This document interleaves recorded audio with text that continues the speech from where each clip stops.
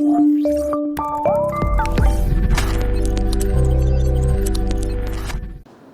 To अधम dynamic world. जी तो students, हमने स्टार्ट किया हुआ है चैप्टर 1 नंबर सिस्टम्स। 1.1 एक्सरसाइज हमने स्टार्ट नहीं की अभी। लास्ट लेक्चर में हम बात कर रहे थे कि कोई ऐसा रैशनल नंबर नहीं मिलता जिसका स्क्वायर 2 के बराबर, और ये हमने प्रूव करना था। तो आज के लेक्चर में हम यही बात प्रूव करेंगे कि कोई ऐसा रैशनल नंबर नहीं है जिसका स्क्वायर लें तो 2 के बराबर। इन अदर वर्ड्स हम ये कह सकते हैं कि स्क्वायर रूट ऑफ 2 जो है ये रैशनल नहीं है। ठीक है जी। ये भी कह सकते हैं कि ये जो इक्वेशन है x² = 2 has a no solution in q। q मतलब सेट ऑफ रैशनल नंबर्स। यहाँ पर इक्वेशन में वेरिएबल कौन सा है जी? x। इसके सॉल्यूशन से मुराद ये यही है कि x की कोई ऐसी वैल्यू नहीं मिलती जो रैशनल है।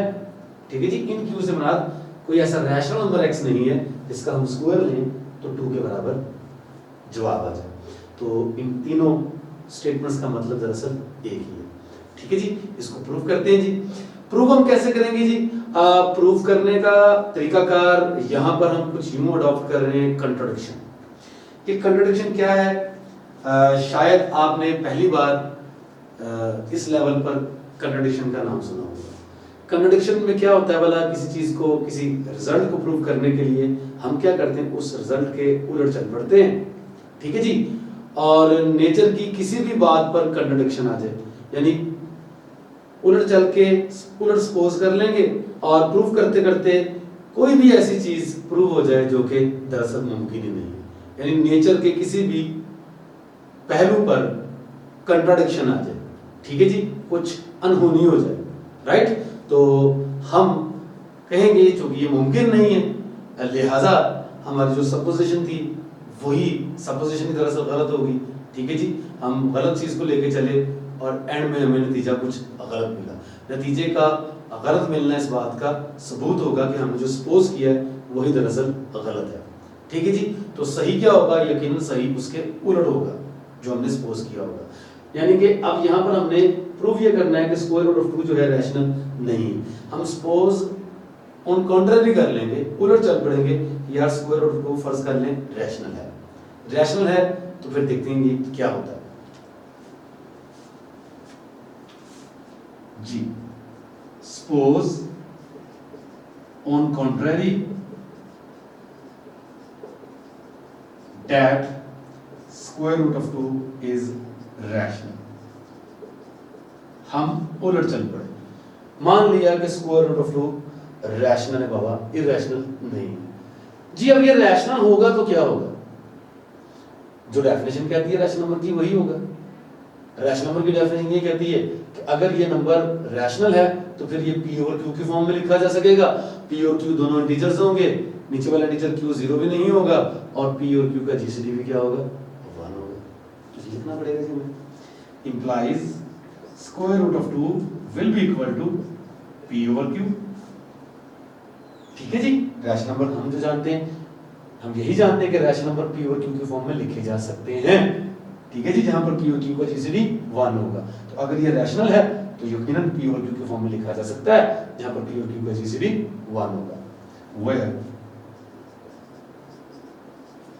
pq belongs to z, q is not equal to 0 and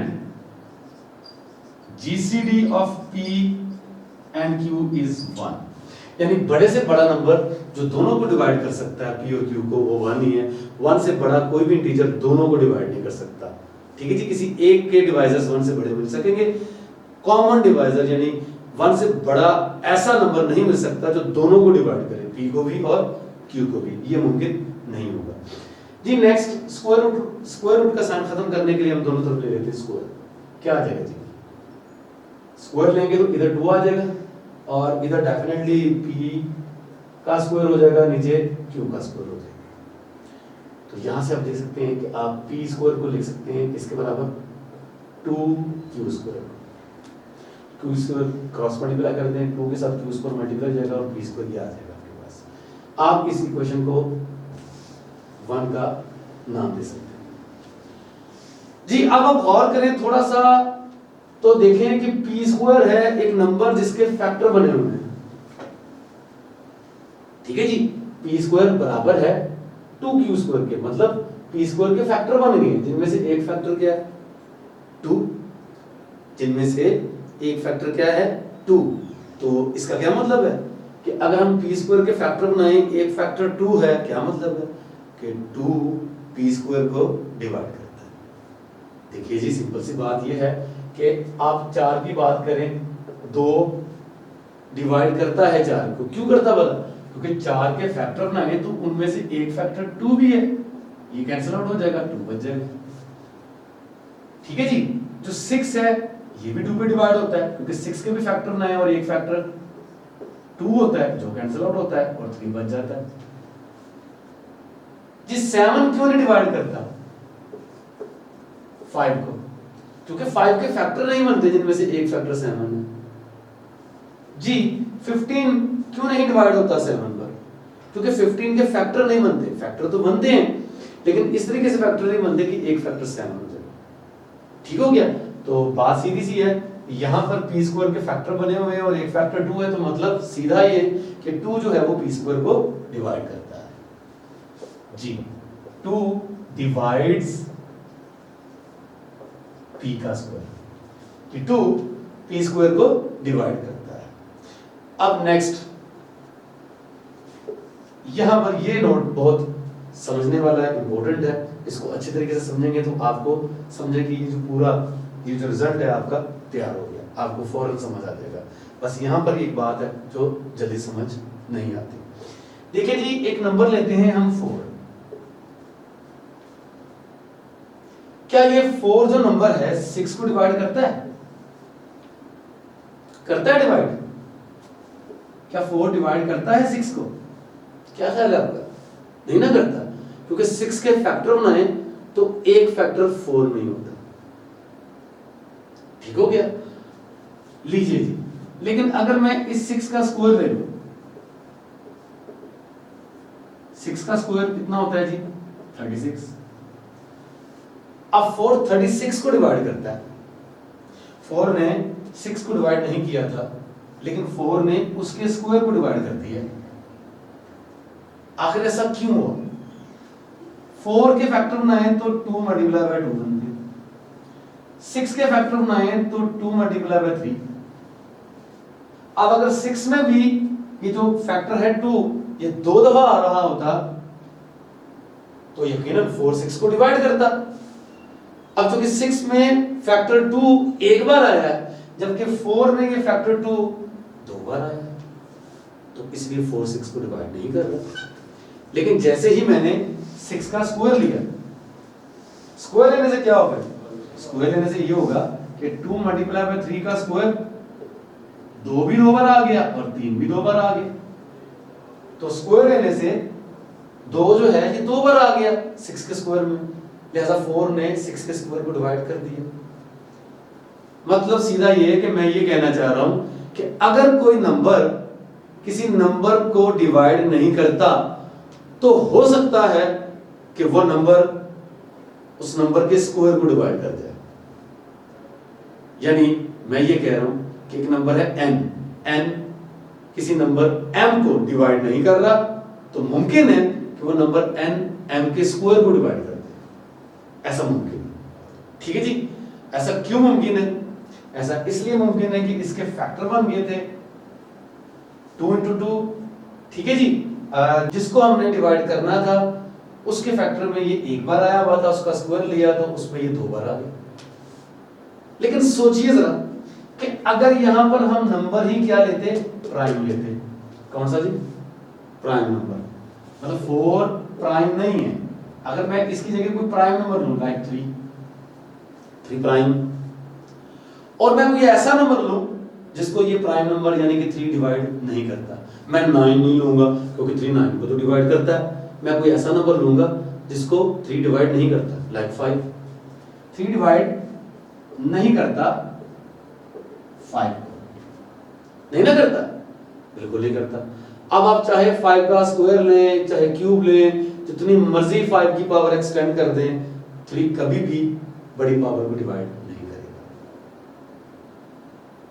आपको मैं क्या बात समझाने जा रहा हूँ भला, मैं ये समझाना चाह रहा हूँ कि अगर कोई आम नंबर है, कोई कंपोजिट नंबर है और वो किसी फिक्स नंबर को डिवाइड नहीं कर रहा, तो हो सकता है कि वो कंपोजिट नंबर उस फिक्स नंबर के स्क्वायर को डिवाइड कर दे। लेकिन अगर कोई प्राइम नंबर किसी फिक्स गिवन नंबर को डिवाइड नहीं करता, तो फिर वो प्राइम नंबर उस नंबर के स्क्वायर को भी डिवाइड नहीं करेगा, कभी भी नहीं करेगा। उस नंबर की जितनी मर्जी पावर ले लेंगे, वो प्राइम नंबर उसको डिवाइड नहीं कर देगा। अब देखिए यहां पर 2 क्या है जी, 2 प्राइम, ठीक है जी, 2 प्राइम है और ये p के स्क्वायर को डिवाइड करता है। तो मैं ये बात कह सकता हूं कि फिर 2 जो है वो डिवाइड करेगा p को भी। क्या ख्याल है? क्यों नहीं कह सकता? मैं कह सकता हूं। मैं क्यों कह सकता हूं? फर्ज कर लें कि 2p को डिवाइड नहीं करता, ये मैंने तो कह दिया ना 2p को डिवाइड करता है। फर्ज कर लें मैं आपकी बात मानता हूं कि 2p को डिवाइड नहीं करता। लीजिए 2p को डिवाइड नहीं करता, तो मैंने आपको भी क्या कहा भला? अभी मैंने आपको यहां पर यह बात समझाई है कि अगर कोई प्राइम नंबर किसी फिक्स गिवन नंबर को डिवाइड नहीं करेगा, तो फिर कभी भी उसके स्क्वायर को भी डिवाइड नहीं करेगा, नहीं ना करेगा। यानी 2 अगर p को डिवाइड नहीं करता, तो फिर डेफिनेटली 2 p के स्क्वायर को भी डिवाइड नहीं करेगा, जबकि 2 तो p के स्क्वायर को डिवाइड कर रहा है। तो फिर यह कहना गलत होगा कि 2 p को डिवाइड नहीं करता, तो p को डिवाइड करता है। ठीक है जी, या तो 2 ने p को डिवाइड करना है या नहीं करना। अगर मैं कहूंगा नहीं करता तो बात गलत हो जाएगी। तो अगर 2 p को डिवाइड नहीं करेगा, तो फिर उसके स्क्वायर को भी डिवाइड नहीं करेगा भैया। स्क्वायर को जो डिवाइड कर रहा है, तो फिर 2 उस नंबर p को भी डिवाइड लाजमन करेगा। लेकिन यहां पर क्वालिटी किसकी यूज की? प्राइम होने की क्वालिटी। किसके प्राइम होने की क्वालिटी? 2 के प्राइम होने की क्वालिटी। 2 प्राइम ना होता तो मैं ये बात नहीं कह सकता था कि 2 अगर p स्क्वायर को डिवाइड करता है तो फिर लाजमी 2 p को भी डिवाइड करेगा, मैं ये नहीं कह सकता था। 2 चूंकि प्राइम है तो उसके प्राइम होने की वजह से मैंने ये बात कह दी। ठीक है जी, जो मैं आपको यहाँ पर समझा चुका हूँ। उम्मीद है कि आपको ये बात समझ आ चुकी होगी। तो चलिए जी, 2 डिवाइड करता है किसको जी? p को। अब मैं इसको स्टेटमेंट 2 का नाम दे रहा हूं। ये मेरे पास एक स्टेटमेंट बन गई है, इसमें लिखा हुआ है कि 2 p को डिवाइड करता है। ठीक है जी, यानी 2 p का एक फैक्टर है। ठीक हो गया जी। अब जी 2 चूंकि p को डिवाइड करता है, तो क्या मतलब इस बात का कि p के फैक्टर बन सकते हैं। ये जी p के फैक्टर बन सकते हैं, जिनमें से एक फैक्टर का मुझे पता है, कंफर्म है, वो कौन सा? 2, क्योंकि 2 p को डिवाइड करता है, मतलब 2 p का फैक्टर है, तो एक फैक्टर तो 2 उसका हो गया। अब बाकी दूसरा फैक्टर कौन सा होगा? p हो गया? नहीं, p नहीं होगा, p तो 2p के बराबर नहीं हो सकता। तो दूसरा फैक्टर होगा, मुझे नहीं पता वो क्या होगा, लेकिन इतना पता है कि वो जो भी होगा इंटीजर होगा, क्योंकि हम इंटीजर की बात करें, p इंटीजर है, राइट? तो p can be written as 2 time k। k क्या है यहां पर? मुझे नहीं पता क्या है, लेकिन इतना पता है कि ये इंटीजर है। वेयर k इज, या लिख सकते हैं for some k belongs to z। क्या मतलब इस बात का कि for some k belongs to z, मतलब k किसी इंटीजर के लिए मैं 2 को k से मल्टीप्लाई करूं तो रिजल्ट बन जाएगा p। मतलब सीधा सा मतलब ये है कि 2p का फैक्टर है या p 2 का मल्टीपल है। ठीक हो गया जी। तो चलिए जी, अब अगर ऐसा है तो फिर इक्वेशन 1 क्या बन जाएगी? इक्वेशन 1 में आपने p की जगह 2 के पुट कर देना। ये रही इक्वेशन 1, यहाँ पर p की जगह 2 के पुट कीजिए, क्या बन जाएगा जी? 2k का स्क्वायर, और इधर क्या आ जाएगा जी? 2q square. तो भाई 2 का स्क्वायर 4 और यहाँ पर k का स्क्वायर, इधर 2q स्क्वायर। आप दे सकते हैं 2 कैंसिल आउट हो जाएगा, क्या बच जाएगा जी? 2k का स्क्वायर, इधर q का स्क्वायर। आप जैसे लिख सकते हैं, और q square is equal to 2k square. और अब जैसे आपने पहले यहाँ पर देखा था कि p स्क्वायर के फैक्टर बने हुए हैं जिनमें से एक फैक्टर 2 है, बिल्कुल वैसे ही अब देखिए q स्क्वायर के फैक्टर बने हुए हैं जिनमें से एक फैक्टर 2 है, तो मतलब 2 q के स्क्वायर को डिवाइड करता है, इंप्लाइज 2 डिवाइड्स q के स्क्वायर। 2 q के स्क्वायर को डिवाइड करता है। तो वही बात जो हमने ऊपर यूज की, 2 p के स्क्वायर को डिवाइड करता था, और जो कि 2 प्राइम है लिहाजा 2 ने p को भी डिवाइड करना था। बिल्कुल वैसे ही 2 q के स्क्वायर को डिवाइड कर रहा है, और जो कि 2 प्राइम है तो फिर यकीनन 2 q को भी डिवाइड करेगा। तो इंप्लाइज 2 डिवाइड्स q। ठीक है जी, क्यों जी? क्योंकि 2 इज प्राइम। हम यहां पर भी ये बात लिख सकते हैं, तो क्यों p को डिवाइड करेगा? क्योंकि 2 क्या है? 2 प्राइम नंबर है। प्राइम ना होता तो हम इस स्टेप से ये स्टेप कभी भी नहीं कह सकते थे। काउंटर एग्जांपल्स मैंने आपको सबसे पहले समझा दिया। ठीक हो गया जी? अब जी इस स्टेटमेंट को मैं स्टेटमेंट 3 का नाम दे रहा हूं। आपकी प्रॉब्लम सॉल्व हो चुकी है। अब सब आप ये समझें, स्टेटमेंट 2 क्या कहती है और स्टेटमेंट 3 क्या कहती है। स्टेटमेंट 2 कहती है कि 2 p को डिवाइड कर रहा है, और स्टेटमेंट 3 ये कहती है कि 2 q को भी डिवाइड कर रहा है। क्या मतलब इस बात का?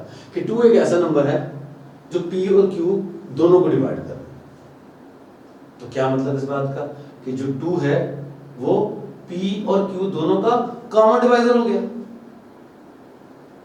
अब जो जीसीडी होता है वो ग्रेटेस्ट कॉमन डिवाइजर होता है ना, ग्रेटेस्ट कॉमन डिवाइजर, बड़े से बड़ा कॉमन डिवाइजर p और q का, और वो हमें गिवन क्या था जी? 1 के बराबर। तो यहां पर 2 एक ऐसा नंबर मिल गया जो p और q दोनों को डिवाइड कर रहा है, और 2 1 से बड़ा है। ये कैसे मुमकिन हो गया? बड़े से बड़ा नंबर जीसीडी 1 था p और q का, मतलब बड़े से बड़ा नंबर जो p और q को डिवाइड कर सकता था वो तो 1 था। यहां पर क्या आ गया? यहां तो एक फैक्टर 2 भी मिल गया दोनों का कॉमन, जो कि 1 से बड़ा है। तो ये तो मुमकिन नहीं है। तो होगी ना अनहोनी। अनहोनी क्या हुई भला? कि जीसीडी p और q का तो 1 था, 1 से बड़ा तो कोई डिवाइजर मिलने नहीं वाला था आपका कॉमन दोनों का। यहां पर 2 कहां से आ गया? तो इसका मतलब ये कहीं ना कहीं गड़बड़ है। अब यहां से लेकर इस पूरे प्रूफ में हमने कहीं गड़बड़ नहीं की है, फिर गड़बड़ कहां पे हुई? गड़बड़ यकीनन हमारी सपोजिशन में हुई। हमने सपोज जो किया था कि स्क्वायर रूट ऑफ 2 जो है वो रैशनल है, यही बात हमने गलत सपोज कर डाली थी। लिहाजा इसके उलट क्या होगा? फिर रैशनल नहीं होगा। यकीनन यही हमने प्रूव करना था। तो चलिए इसको लिख लेते हैं हम। From statement 2 and 3 we conclude that, from statements 2 and 3 we conclude that GCD of P or Q is bigger than or equal to 2। यानी 2 दोनों का डिवाइजर मिल गया ना, तो हो सकता है 2 से भी कोई बड़ा डिवाइजर हो कॉमन। तो ग्रेटेस्ट कॉमन डिवाइजर जो कि सबसे बड़ा कॉमन डिवाइजर होता है, तो हो सकता है कि P और Q का जो GCD है वो 2 से भी बड़ा हो। ठीक है जी, कम से कम 2 होगा, ये बात तो हमें पता चल गई। लेकिन अब ये कंट्राडिक्शन आ गई, जबकि हमें गिवन था, मतलब हमें गिवन था कि P और Q का GCD 1 है। ठीक है जी, which is a contradiction।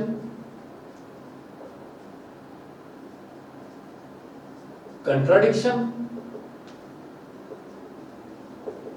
to the fact that GCD of P and Q तो 1 था। क्या होगा जी? सपोजिशन ही गलत होगी हमारी। Hence our supposition is wrong and consequently square root of 2 is not rational। साबित हो गया कि स्क्वायर रूट ऑफ 2 रैशनल नहीं है।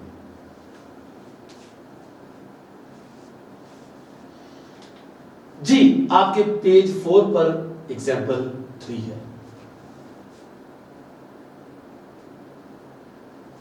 और वो क्या है? 2 की जगह 3 है कि 3 का स्क्वायर रूट रैशनल नहीं है। इसको कैसे प्रूव करना है? सिंपल इसी प्रोसीजर को फॉलो करते हो। जहां जहां होगा 2 वहां वहां 3 आ जाएगा, और जहाँ जहाँ 4 है यानी 2 का स्क्वायर है वहाँ वहाँ 3 का स्क्वायर यानी 9 आ जाएगा, क्योंकि बाकी सारा कुछ यही। तो इसकी दूसरी स्टेटमेंट्स लिख सकते हैं, prove that there is no rational number whose square is 3, या the equation x square is equal to 3 has no solution in Q। ठीक है जी, प्रूव करते हैं इस बात को। सपोज हम control that square root of 3 is rational. Rational है तो वही बात क्या होगा जी, स्क्वायर रूट ऑफ 3 p और q के बराबर होगा। ठीक है, जहां पर p और q दोनों इंटीजर्स हैं, q 0 नहीं है और p और q का जीसीडी 1 है, ऐसा रैशनल नंबर की डेफिनेशन कहती है, हम ये सपोज कर सकते हैं जी। यहां पर 3 होगा, यहां पर क्या होगा जी 3, और बिल्कुल यहां पर भी 3 होगा। 3 डिवाइड कर रहा p स्क्वायर को, जो कि 2 प्राइम था और वो p स्क्वायर को डिवाइड कर रहा था तो p को भी करेगा, 3 भी प्राइम है।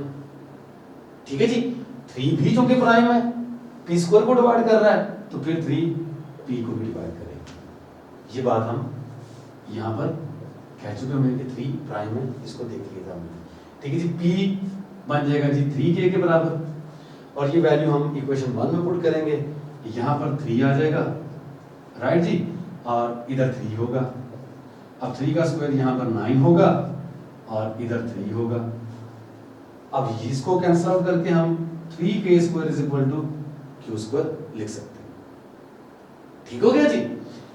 चलिए जी, क्या बन जाएगा जी, q square is equal to 3k square, और यहाँ पर वही बात जी, 3 डिवाइड कर रहा है जी q स्क्वायर को, और 3 जो कि प्राइम है लिहाजा 3 डिवाइड करेगा किसको, q को, जो कि 3 क्या है जी, प्राइम। और बाकी वही बात जी, from statement 1 and 2 we conclude that p और q का जो जीसीडी है वो 3 या 3 से भी बड़ा होगा। क्यों? क्योंकि दोनों का एक डिवाइजर तो हमें 3 तो मिल ही गया है ना, हो सकता है इससे भी बड़ा डिवाइजर मिल जाए दोनों का। तो यही हमारी कंट्राडिक्शन है। क्यों कंट्राडिक्शन है? क्योंकि p और q का जीसीडी हमने 1 ऐसा डेफिनेशन कहती थी, लिहाजा स्क्वायर रूट ऑफ 3 जो है ये रैशनल नहीं होगा। क्या ख्याल है जी आपका? बिल्कुल इसी प्रोसीजर को फॉलो करते हुए 2 के लिए किया, 2 प्राइम था, 3 के लिए किया, 3 भी प्राइम था, तो क्या किसी भी प्राइम नंबर के लिए अगर फर्ज कर लें कोई भी नंबर p या m एक प्राइम है तो उसका स्क्वायर रूट हम साबित कर सकते हैं कि वो रैशनल नहीं होगा? बिल्कुल बिल्कुल, यहां पर 2 और 3 की जगह वो प्राइम नंबर आ जाएगा। ठीक है जी, और यही हमारा तरीका होगा। तो हम नोट के तौर पर ये लिख लेते हैं जी, फॉर एनी प्राइम p। अच्छा, यहां पर मैंने प्राइम p प्राइम को बोला है, ये p वो वाला p नहीं है जो मैं यहाँ पे थ्योरम में यूज कर रहा हूँ। ठीक है जी, ये वाला p। ठीक है, ये मैंने रैशनल नंबर के लिए p और q की फॉर्म जो लिखता था वो लिखी है। ठीक है जी, तो यहाँ पर मैंने p किसको बोला, प्राइम नंबर को बोला। फॉर एनी प्राइम p क्या होगा जी, square root of p is not rational. p का स्क्वायर रूट रैशनल नहीं हो सकता। ठीक है जी, इस आइडिया को एक्सटेंड भी किया जा सकता है। जरूरी नहीं है कि प्राइम नंबर का ही स्क्वायर रूट रैशनल नहीं होगा। मतलब 6 प्राइम नहीं है, 6 कंपोजिट है, लेकिन इसका स्क्वायर रूट लेंगे ये भी रैशनल नहीं होगा। क्यों रैशनल नहीं होना? क्योंकि 6 परफेक्ट स्क्वायर नहीं। क्या नहीं है? परफेक्ट स्क्वायर नहीं है। तो इसका प्रूफ हमारे सिलेबस में तो नहीं है, लेकिन मैं आपको लिखवा देता हूं। क्या लिखवाने जा रहा हूं मैं? आपके और नोट लिखवाने जा रहा हूं मैं कि अगर m कोई परफेक्ट स्क्वायर नहीं है तो उसका स्क्वायर रूट भी रैशनल नहीं होगा। If m is a positive integer which is not a perfect square, then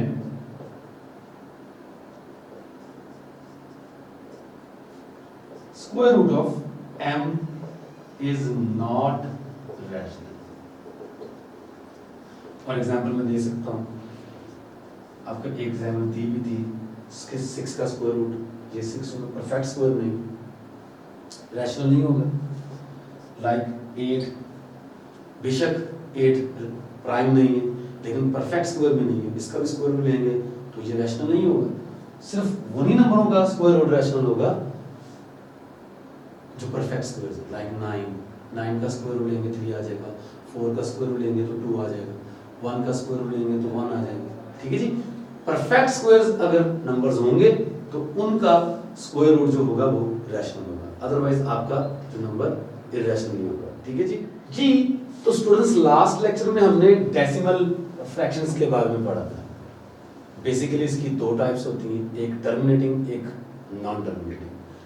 terminating की बात करते हैं तो लास्ट लेक्चर में देख चुके थे हम कि टर्मिनेटिंग टाइप्स के जो होते हैं डेसिमल नंबर्स, वो सारे के सारे कौन से होते हैं जी? रैशनल होते हैं। तो इस टाइप के जो नंबर्स हैं ये कौन से हैं जी? रैशनल। जैसे 1.5, 1.349। ठीक है जी। पॉइंट के बाद अगर जो डिजिट्स है वो टर्मिनेट हो जाए, चंद फाइनाइट नंबर ऑफ डिजिट्स हैं, इस टाइप के नंबर रैशनल। नॉन टर्मिनेटिंग में आ जाती हैं तो नॉन टर्मिनेटिंग की भी दो ही टाइप्स हो सकती हैं, दो के अलावा कोई तीसरी टाइप नहीं है। मतलब टर्मिनेट तो नहीं हो रहे लेकिन हो सकता है कुछ डिजिट्स का बंडल रिपीट हो रहा हो, और हो सकता है कुछ डिजिट्स का बंडल रिपीट ना हो रहा। अब जिनमें कुछ डिजिट्स का बंडल रिपीट होता था, यानी जो रिक्योरिंग थे, उनको भी हम लास्ट लेक्चर में चेक कर चुके हुए हैं कि वो भी कौन से थे? रैशनल थे। यानी ये वाले भी कौन से हैं जी? रैशनल। ठीक है जी। जैसे 1.12 जैसे हम लिख सकते हैं 1.12 बार। ठीक है जी, हम इसको पी और क्यू की फॉर्म में कन्वर्ट भी कर दिया था, हमें यकीन आ गया था कि इस टाइप के नंबर्स रैशनल ही होते हैं। अब रही सिर्फ एक कैटेगरी, कौन सी? Non terminating, non recurring. यानी पॉइंट के बाद डिजिट्स खत्म भी ना हो, रुकेंगे भी ना, और डिजिट्स का बंडल रिपीट भी ना हो, एक ही टाइप रहती है। अब इसके बारे में हमने नहीं जाना था कि ये रैशनल नंबर हैं या नहीं। हमने अभी तक ये नहीं देखा कि ये रैशनल्स हैं या नहीं। अब बात सिर्फ इतनी सी रह गई है कि हमने अपने आप को यकीन दिलाना है कि इस टाइप के जो नंबर्स हैं वो रैशनल नहीं है जी। Non terminating, non recurring numbers rational नहीं है, लेकिन हमें कैसे यकीन आए कि इस टाइप के नंबर्स रैशनल नहीं है? आइए जी समझते हैं। हमने आज के लेक्चर में ये प्रूफ कर दिया हुआ है कि 2 का जो स्क्वायर रूट है ये रैशनल नहीं है। इन अदर वर्ड्स, कोई ऐसा नंबर रैशनल नहीं है जिसका स्क्वायर ले तो 2 आ जाए। मैंने जब कैलकुलेटर की मदद से स्क्वायर रूट ऑफ 2 सॉल्व किया तो ये 1.4142135562 इस टाइप का नंबर बना। अब सोचिए, पॉइंट के बाद डिजिट्स तो खत्म हो गए, टर्मिनेट हो गए, तो टर्मिनेटिंग डेसिमल फ्रैक्शन तो हमने पढ़ी हुई है रैशनल, है ना? जबकि आज के लेक्चर में हमने प्रूव किया हुआ कि स्क्वायर रूट ऑफ 2 तो इरैशनल। इस नंबर को देखें तो ये तो रैशनल है क्योंकि टर्मिनेटिंग है, टर्मिनेट हो गया तो ये तो रैशनल है। तो यहां पर हमें लग रहा है कुछ ना कुछ गड़बड़ है। एक्चुअली गड़बड़ कुछ नहीं हुआ, कुछ यूं कि मेरी जो कैलकुलेटर की स्क्रीन है वो 9-10 डिजिट से ज्यादा मुझे आगे डिजिट शो नहीं कर रही। ठीक है जी। तो दरअसल ये जो स्क्वायर रूट ऑफ 2 है इसके इक्वल नहीं है, इसके अप्रोक्सीमेट इक्वल है, और तकरीबन इसके बराबर है। तकरीबन इसके बराबर कैसे? मतलब मैं आपको बताता हूं भाई, हो सकता है यहां पर 2 ना होता, भाई यहां पर 1 होता और आगे 9 होता, हो सकता था ना? यानी कैलकुलेटर ने इस 9 को राउंड ऑफ करके यहां पर 2 लिखकर मुझे दे दिया होता आंसर। लेकिन अगर ऐसा भी होता तो नंबर तो ये तब भी रैशनल होता, क्योंकि अभी भी ये टर्मिनेटिंग है। ठीक है जी। नॉन टर्मिनेटिंग होगा तो फिर मैं सोच सकता हूं कि ये नंबर रैशनल हो सकता है ना हो, लेकिन ये तो रैशनल है, ये टर्मिनेटिंग है, यानी ऐसा भी नहीं होगा। तो फिर क्या होगा यार? हो सकता है ऐसा हो कि यहां पर 19 के बाद कुछ यूं हो 7 7 7 7 7 7, यानी आपको लग रहा हो सकता है ये टर्मिनेटिंग ना हो। टर्मिनेटिंग नहीं होगा तो हो सकता है इसमें रिपीटिशन आ जाए, लेकिन मैं आपसे ये कह रहा हूं कि इसमें रिपीटिशन भी नहीं आएगी, क्योंकि अगर इसमें रिपीटिशन आनी शुरू हो गई तो क्या होगा बोला, ये नंबर कौन सा मान जाएगा, नॉन टर्मिनेटिंग बट रिकरिंग। लेकिन हमने उनको भी चेक कर लिया हुआ कि ऐसे नंबर्स भी क्या है रैशनल, जबकि स्क्वायर रूट ऑफ 2 क्या है इररेशनल, ये प्रूव कर चुके हैं। तो फिर लाजमी बात है कि यहां पर ये नंबर, इस नंबर ने टर्मिनेट भी नहीं होना, ठीक है जी, क्योंकि टर्मिनेट हो जाएगा तो रैशनल हो जाएगा, टर्मिनेट नहीं होगा चलता ही जाएगा, चलता ही जाएगा तो यकीनन बंडल्स ने, कुछ डिजिट्स के बंडल्स ने रिपीट भी नहीं होना, क्योंकि रिपीटिशन आ गई तो भी ये नंबर क्या होगा रैशनल, हम ये देख चुके हैं नंबर ये इररेशनल है। तो जाहिर सी बात है एक ही ऑप्शन हमारे पास रहेगी ये कि ये नंबर कुछ इस टाइप का भी नहीं हो सकता, कुछ आगे कुछ गड़बड़ है नहीं है, like 1 3 5 7 9 2 8 up to so on, इसने चलते भी जाना है और कभी भी रिपीटिशन भी नहीं आनी, ठीक हो गया, क्योंकि जैसे ही रिपीटिशन आ गई वो नंबर रैशनल हो जाना है, जबकि हम इस बात को प्रूव कर चुके हैं कि ये इररेशनल है। तो फिर इसका मतलब ये हुआ कि वो डेसिमल फ्रैक्शन जो टर्मिनेटिंग भी नहीं है और रिकरिंग भी नहीं है, यानी नॉन टर्मिनेटिंग नॉन रिकरिंग, ये बात याद रखिएगा कि इस टाइप के नंबर हमेशा रैशनल नहीं होते, यानी हम इनको लिखेंगे नॉट, ये कैटेगरी जो है डेसिमल फ्रैक्शंस की ये रैशनल नहीं होती, ये बात याद रखिएगा जी। तो स्टूडेंट्स आज के लेक्चर में इतना ही, नेक्स्ट हम कुछ मजीद डिस्कशन करेंगे रैशनल नंबर्स के बारे में, हम रियल नंबर्स को डिफाइन करने की कोशिश करेंगे, ठीक है जी, और इररेशनल नंबर्स को देखेंगे कि ये कौन से नंबर्स होते हैं। अपना ख्याल रखिएगा जी, अल्लाह हाफ़िज़।